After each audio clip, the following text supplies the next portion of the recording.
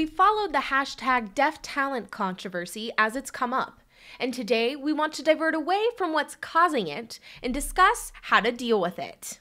I kind of wrote that project originally before I knew anything about the deaf culture as a vehicle for myself. And Eben Kaspar wrote and directed The Hammer about Matt Hamill, a deaf wrestler and his journey to success. He was originally going to play Hamill in the movie. And then quickly realized that would have been the worst decision ever. That's where Eben's story differs from most. He garnered much support from the community and went on to win a number of awards for his independent film. I mean, even some of the best actors out there, yeah, they can kind of put their spin in it. I'm sure they can do a decent job, but how are you going to do a better job than somebody that's lived that since day one?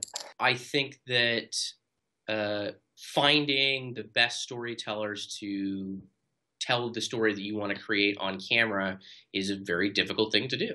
We recently discussed that fact with two filmmakers who worried that money, interpreters, and lack of knowledge would be a deal breaker.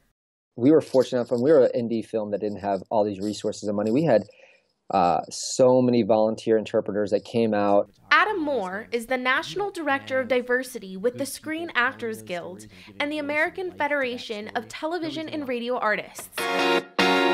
He said that working towards diversity is still needed in the movie industry. Audiences are demanding more authenticity.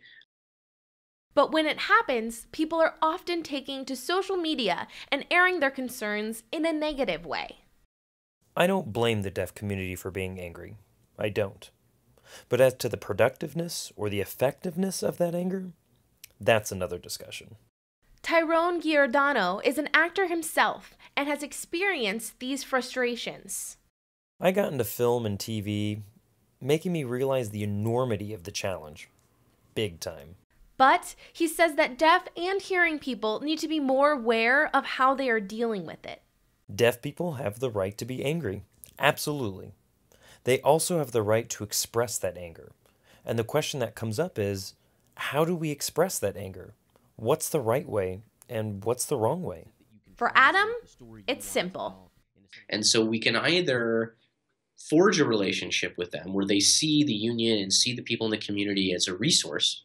Or that relationship can be hurt because The first time out, they get so many things thrown at them that they're thinking, well, next time out, I'm not even going to consider telling this story or engaging with this community.